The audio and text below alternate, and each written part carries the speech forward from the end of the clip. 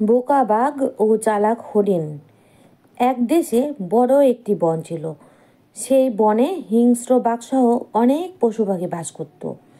বনটির একটি অংশ ছিল ঘন সবুজ ঘাস ও লতা পাতায় পরিপূর্ণ। কোনো কোনো ঘাস ছিল বেশ লম্বা আকৃতির। এর আশেপাশে সব সময় হরিণ ও বাঘের আনাগোনা থাকতো। নরম কচি ঘাস খাওয়ার জন্য হরিণগুলো সেখানে প্রায়ই যেত, আর বনের বাঘগুলো তার পাশে ঘাপটি মেরে লুকিয়ে থাকতো।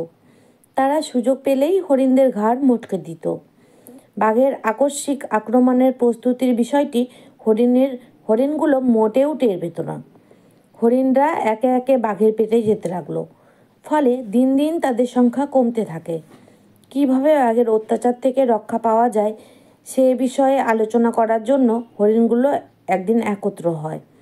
তারা সকলে একটি বৃদ্ধ হরিণকে দায়িত্ব দিল একটা সুন্দর উপায় বের করার জন্য। বৃদ্ধ হরিণটি খুব বুদ্ধিমান ও সাহসী ছিল। সে তার কাজে সহযোগিতা করার জন্য অন্য একটি অল্প বয়সী হরিণের সাহায্য নিল।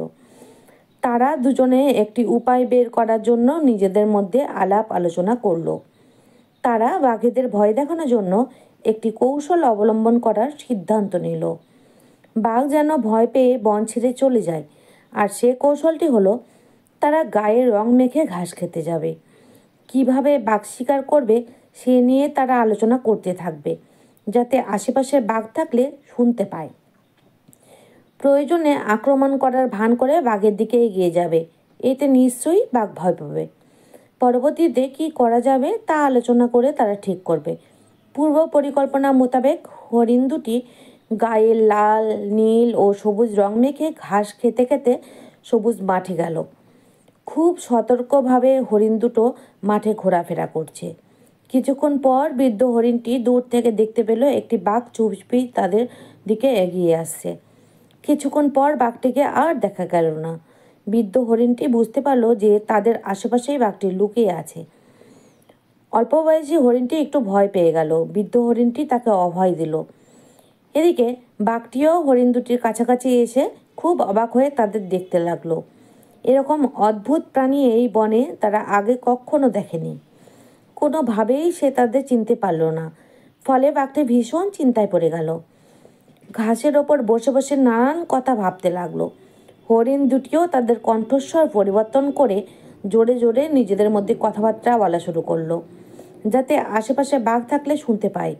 বৃদ্ধ হরিণ অন্য হরিণকে বলছে, কিছুক্ষণ আগে এদিকে একটা বাঘ আসতে দেখলাম। কোথায় যে গেল? নিশ্চয় লুকিয়ে আছে। ভাবলাম বাঘটাকে মজা করে খাবো, কিন্তু কোনোভাবেই তাকে খুঁজে পাচ্ছি না। না, বাঘ খাওয়ার স্বাদ যে আমার আর পূর্ণ হলো না। কতদিন বাঘ খায়নি। আহা হা, বাঘের মাংসের যে কী স্বাদ! বাঘ দেখলে জিভে জল চলে আসে। অল্প বয়সী হরিণটিও কণ্ঠস্বর পরিবর্তন করে বলল, ঠিকই বলেছ, কত পশু পাখি খেলাম, বাঘের মাংসের মতো স্বাদ আর কোনো পশু পাখির মাংসে পাইনি। বাঘের মাংসের স্বাদ যে মোটেও ভুলবার নয়। এই বনে অনেক বাঘ আছে, এদের সবগুলোকে যেভাবেই হোক খেতেই হবে। হরিণ দুটির কথা শুনে বাঘটি মনে মনে একটু ভয় পেয়ে গেল, কিন্তু সে নড়াচড়া করার সাহস পেল না। চুপ মেরে বসে থাকলো।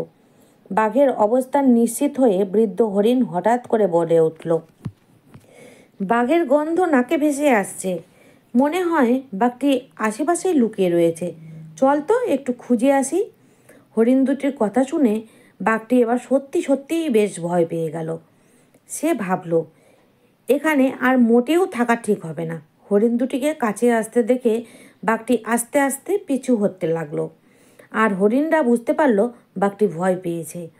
তাই তারাও দ্রুত বাঘের দিকে এগিয়ে গেল।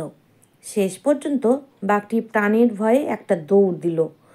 হরিণ দুটিও কিছুটা পথ বাঘকে ধাওয়া করল। এক পর্যায়ে বাঘটি গভীর বনের মধ্যে ঢুকে পড়ল। এরপর সে তাদের আস্তানায় গিয়ে অন্যান্য বাঘের সাথে অদ্ভুত প্রাণীর বিষয়ে আলোচনা করল। সব ঘটনা শুনে সব বাঘ ভয় পেয়ে গেল, আর তারা অদ্ভুত প্রাণীটির বিষয়ে সতর্ক হয়ে গেল।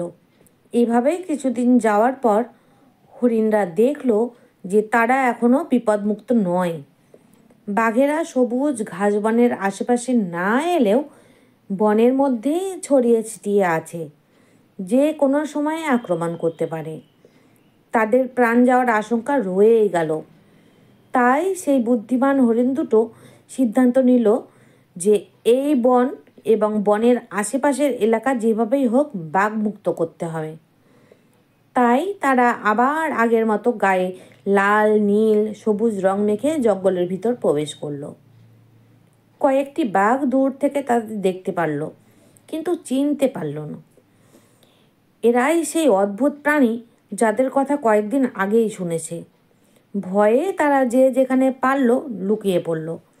বাঘের লুকোনো দেখে হরিণ দুটি খুশি হলো, আর বৃদ্ধ হরিণটি বলতে থাকলো, এত দূর এসেও কোনো বাঘকে দেখতে পেলাম না। আমার যে আর তর সইছে না। বাঘ যে আমার খেতেই হবে। ঠিক আছে, এখন ফিরে যাই। আজ রাতেই আবার আসব। বাঘের আস্তানায় হামলা করব। তারপর দেখব বাঘগুলো কোথায় পালায়। এসব কথা বলতে বলতে হরিণ দুটি নিজের এলাকায় ফিরে এলো। হরিণের চলে যাওয়ার পর বাঘগুলো নিজেদের মধ্যে আলাপ আলোচনা শুরু করলো। অবশেষে তারা সিদ্ধান্ত নিল যে আজই এই বন ছেড়ে পালাতে হবে, নইলে তাদের আর রক্ষে নেই। সকলকে ওদের পেটের মধ্যে ঢুকতে হবে। তাই আর দেরি না করে সন্ধ্যের আগেই বাঘগুলো এই বন ছেড়ে অন্য বনে চলে গেল। আর কোনো দিন ফিরে আসেনি। এদিকে হরিণ দুটি ভালোভাবে খোঁজখবর নিয়ে দেখল যে শুধু বনের ভিতরে কেন বনের আশেপাশেও কোনো বাঘের অস্তিত্ব নেই। এটা জেনে সকল হরিণ ভীষণ খুশি হলো। তারা বুদ্ধিমান হরিণ দুটিকে পুরস্কৃত করলো। হরিণদের মতো অন্যান্য পশু পাখিও খুশি হলো। তাদের আর চিন্তা থাকলো না। নির্ভয়ে তারা বনের মধ্যে চলাফেরা করতে থাকলো। এভাবে মাংসাশী প্রাণী বাঘের অত্যাচার থেকে মুক্ত হয়ে সকলে বনের মধ্যে সুখে শান্তিতে জীবনযাপন করতে থাকলো।